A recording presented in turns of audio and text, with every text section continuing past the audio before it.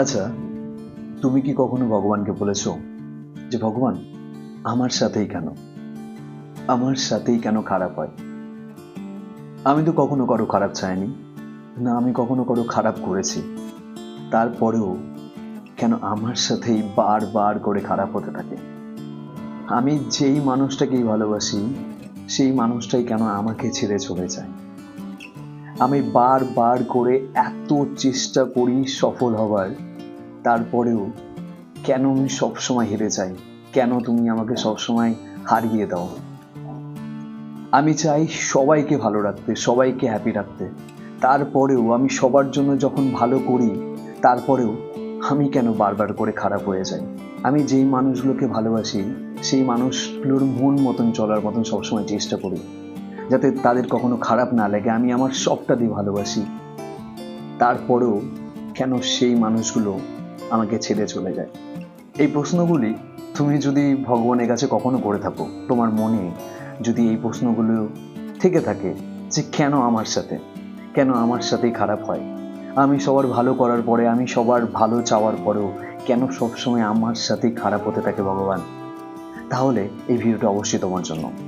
পুরো ভিডিওটা দেখো, কিছু কিছু কথা বলবো, শুধু আমার তরফ থেকে না, আমি কিছু কিছু মানুষের কাছ থেকে শুনেছি, সেই কথাগুলো আজকে তোমাদের সামনে তুলে ধরবো। তারপরে হয়তো তোমার মনে যে এই প্রশ্নগুলো, সেই প্রশ্নগুলো অনেকটা হলেও কমে যাবে যে তোমার সাথেই কেন খারাপ হয়।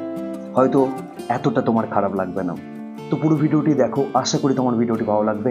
আর ভিডিওটি শেষ পর্যন্ত দেখো, তোমার ভালো লাগবে আমার মনে হয়। তো নমস্কার বন্ধুরা, আমি Krishna, welcome to my the bunker YouTube channel. তো যদি আমার চ্যানেলে নতুন হয়ে থাকো তো অবশ্যই আমার চ্যানেলটিকে সাবস্ক্রাইব করে দিও, আর লাইক করে দিও, শেয়ার করে দিও যদি তোমার ভিডিওটি ভালো লাগে। তো চলো ভিডিওটি শুরু করা যাক। ফার্স্ট, তুমি যেই প্রশ্নটা ভগবানকে বলেছিলে যে আমি সবার ভালো করার পরেও কেন দিন শেষে গিয়ে আমি সবার কাছে খারাপ হয়ে যাই। দেখো, এই কথাটা আমি আমার পক্ষ থেকে বলবো, কিন্তু আমার মেজো মামা, মানে আমার থেকে অনেক বড়, যার অনেক এক্সপিরিয়েন্স আছে, সে আমাকে বলেছিল যে দেখ, তুই কখনো না সবার কাছে ভালো হতে পারবি না। এই পৃথিবীতে একটা মানুষ সবার কাছে কখনো ভালো হতে পারে না। তুই যখন একটা মানুষকে দেখবি, হেল্প করতে থাকবি, কিন্তু একটা সময় পরে যখন তুই তাকে হেল্প করতে পারবি না, দেখবি তুই তার কাছে খারাপ হয়ে যাবি। কথায় আছে না যে 100টা কাজের মধ্যে তুমি 99টা কাজ তুমি যদি ভালো করে দাও, একটা খারাপ কাজ করে দাও, সেই একটা কাজ দ্বারাই তোমাকে বিচার করা হবে তুমি কেমন মানুষ। সেই একটা হেল্প যদি তুমি যে কাউকে করতে পারোনি, সে বুঝবে না যে এতদিন পর্যন্ত 99টা তুমি হেল্প করে এসছো, তার মানে নিশ্চয়ই কিছু কারণ ছিল যার জন্য তুমি তাকে হেল্প করতে পারোনি। সে কখনো বুঝবে না। সে একটাই ভাববে, তুমি তার খারাপ সময়, তখন তার দরকার ছিল, তুমি তার পাশে আসোনি।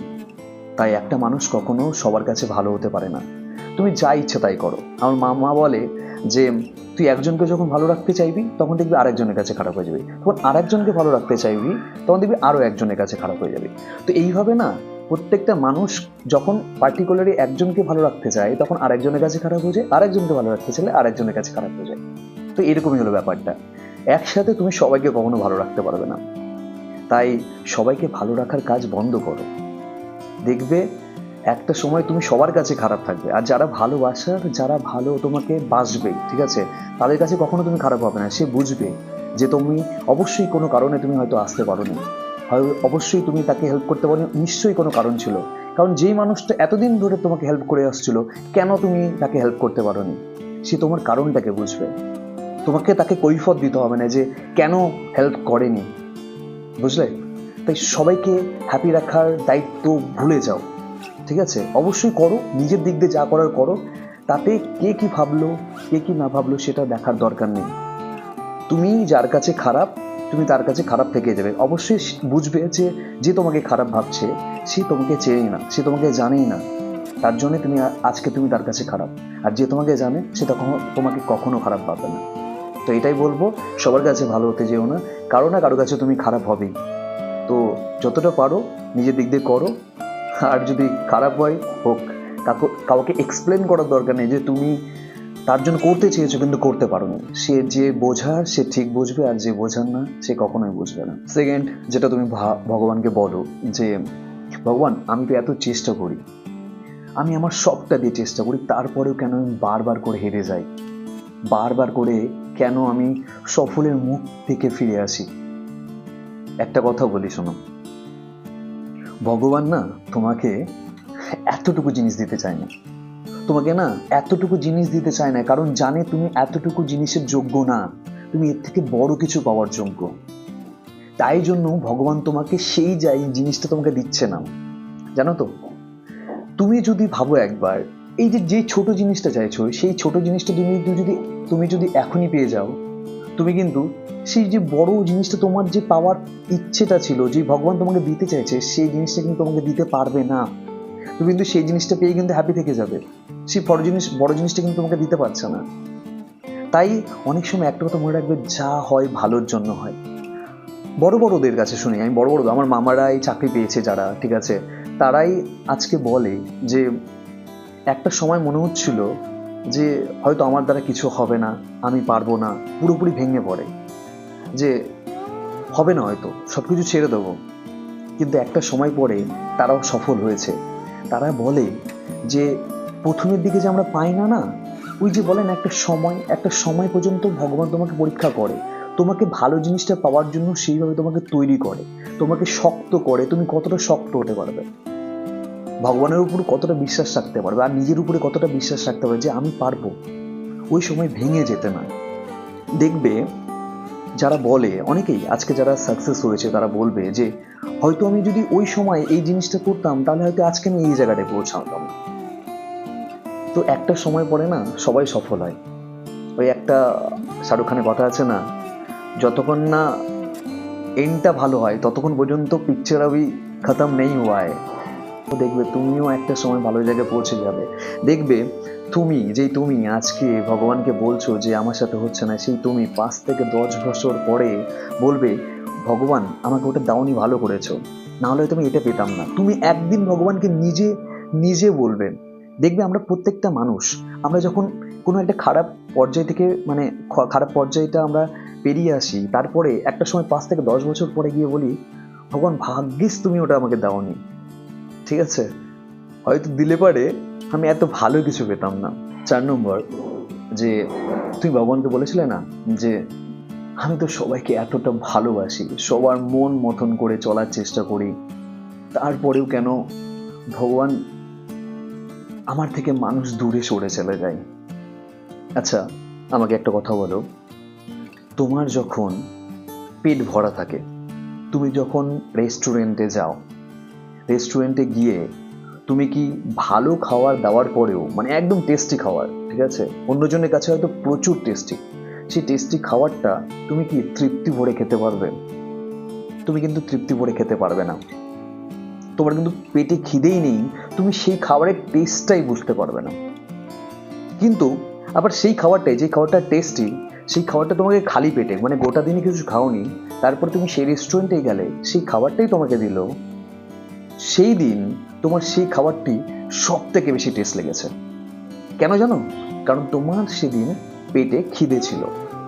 আর যেদিন তুমি গিয়েছিলে পেট ভর্তি অবস্থায় তোমার সেই ভালো ডিশটা খাওয়ার জন্য, সেদিন তোমার ভালো লাগেনি। কেন বলো তো? কারণ সেদিন তোমার পেট ভর্তি ছিল। তো পেট খালি আর পেট ভর্তি, এটার মধ্যে তফাৎ আমি কেন বললাম? এবার তুমি ভাবছো এটা কেন এটার সাথে তফাৎ আসলো? তো এরকম একটা ব্যাপার, যে মানুষগুলো তোমাদেরকে ছেড়ে চলে যায়, যে মানুষগুলোকে তুমি এতটা ভালোবেসেছো, সেই মানুষগুলো তুমি সে জানার পরেও সে যখন তোমাকে ছেড়ে চলে যায়, তার তার কাছে তোমার কোনো দাম নেই।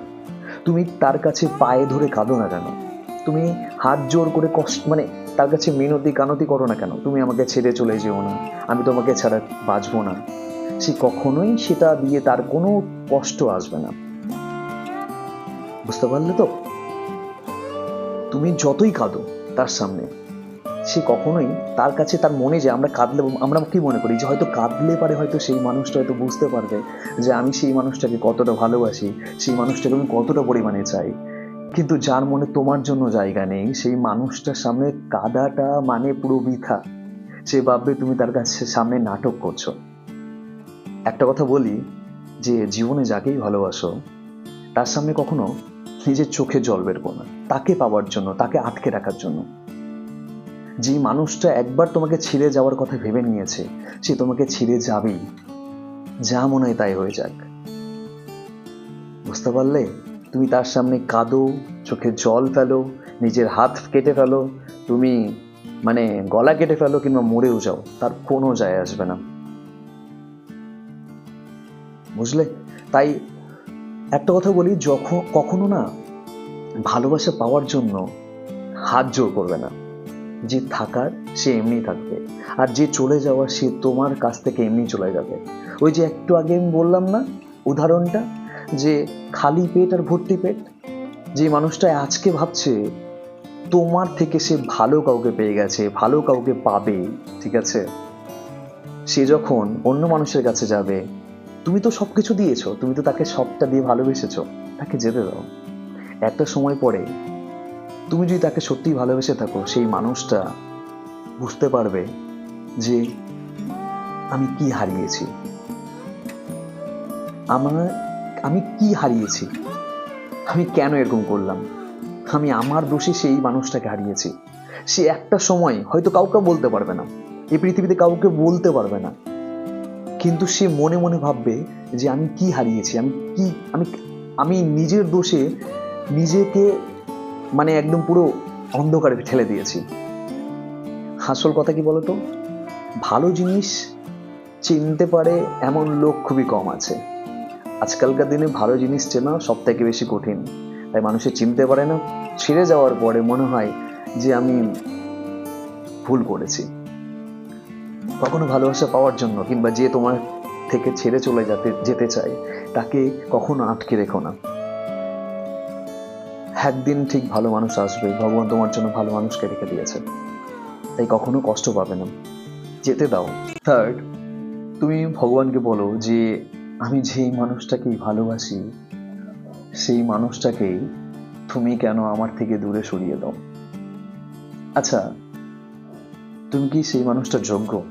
হয়তো তুমি জানো না সেই মানুষটা তোমার প্রতি সেই ফিলিংসই নেই, ঠিক আছে, তোমার প্রতি সেই ফিলিংসই নেই। হয়তো এমন কিছু ভগবানকে বলেছে কিংবা এমন কিছু তোমার সম্বন্ধে সবাইকে বলেছে যেটা তুমি জানো না, একমাত্র ভগবান জানে, যে এই তোর জন্য না। ভগবান কখনো আমাদের সাথে খারাপ করতে পারে না, আমরা নিজেরাই ভাবি। তো ভগবান কোনো কিছু তোমার থেকে দূরে সরিয়ে দেয় মানে অবশ্যই তার পেছনে ভালো কিছু কারণ আছে। দেখবি অনেক সময় এরকম হয় যে কোনো একটা যাওয়ার সময়, ঠিক আছে, তুমি হয়তো রাস্তায় বেরোবে, ঠিক আছে, রাস্তায় বেরোবে, ঠিক ওই সময় তোমার একটা ফোন আসলো, ফোন এসে তুমি সেই জায়গাটা যাওয়ার কথা ছিল, মানে একটা বাসে করে যাওয়ার কথা ছিল, তোমার ফোন আসলো যে তোমাকে যেতে পারবে না, হয়তো বাড়ি থেকে অসুস্থ হয়ে গেছে, তোমাকে যেতে পারবে না কোনো একটা কারণে, ঠিক আছে, তুমি যেতে পারলে না।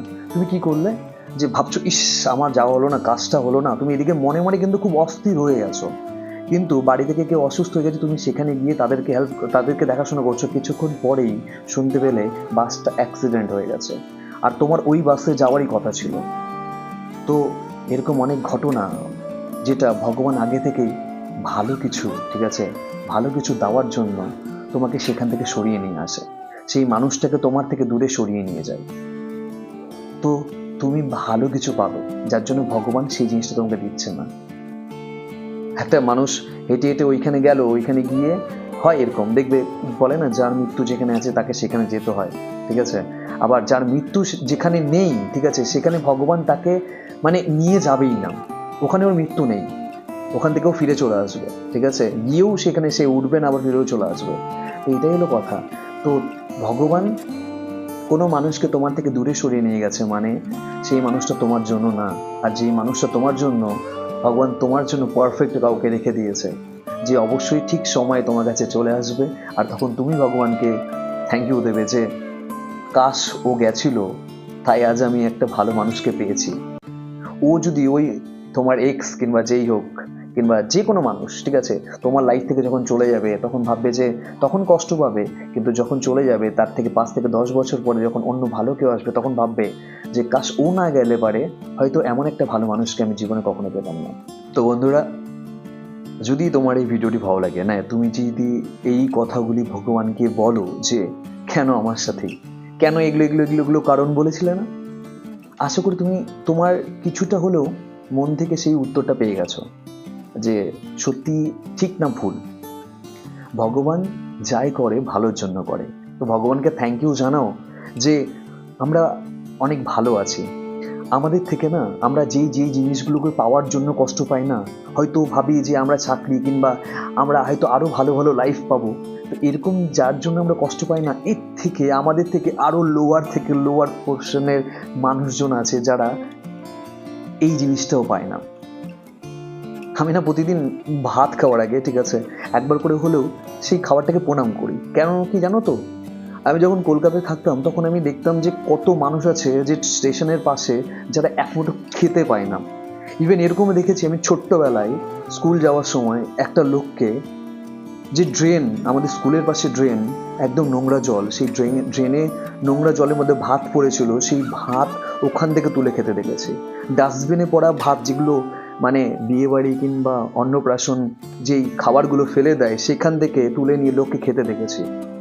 তো তুমি ভাববে তুমি অনেক ভালো আছো, তাদের মতন তো অবস্থায় নেই যে রাস্তা থেকে কুড়িয়ে তোমাকে খেতে হচ্ছে। তোমার পোশাক আছে, তুমি একটা বাড়ি আছে, তোমার মাথায় ছাদ আছে, আর কি চাই? ভগবানকে এটাই ধন্যবাদ জানাও যে তুমি অনেক ভালো আছো। সবাইকে ভালো রাখার চেষ্টা করো। তুমি যাতে এমন একটা পোর্শনে থাকো, তুমি যদি আজকে বড় পোর্শনে থাকো, যেন তুমি অল্প হলেও কারো না কারো হেল্প করতে পারো। তোমার কিছু ইনকাম দেখে হয়তো তোমার টাকার 5%, 2%, 1% ভাগ করে নিয়ে হয়তো কোনো মানুষের হেল্প করতে পারো যারা খেতে পারে না। আমি বলছি যে ভেতর থেকে এতটা শান্তি পাবে না, হয়তো অন্য কিছুতে পাবে না।